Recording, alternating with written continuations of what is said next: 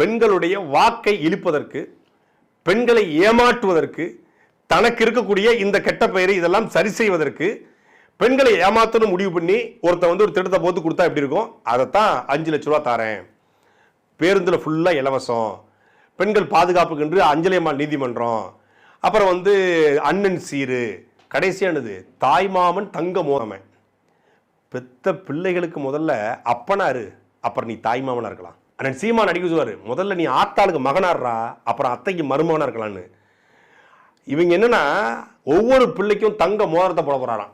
தமிழ்நாடு முழுக்க எத்தனை குழந்தை பிறந்தாலும் தமிழ்நாடு முழுமைக்கூடிய எல்லா குழந்தைகளுக்கும் தங்க மோதிரமா பேபி வெல்கம் கிட்டு, அதில் டவ் சோப்பு, பேபி ஆயிலு, அப்புறம் பேபி ப்ரஷ்ஷு, அப்புறம் பேபி க்ரீமு, அப்புறம் பேபி சானிட்டரி நாப்கின்னு, அப்புறம் பேபி டாய்ஸ், குழந்தைகளோட விளையாட்டு ஜாமான்கள், இது எல்லாத்தையும் வச்சு இவர் கொடுக்க போறாருன்னு சொல்லி அறிஞ்சிருக்காப்ல. ஏற்கனவே தமிழ்நாடு அரசு இந்த மாதிரியான பேபி கிட்லாம் அரசு மருத்துவமனையில் கொடுக்குறாங்க.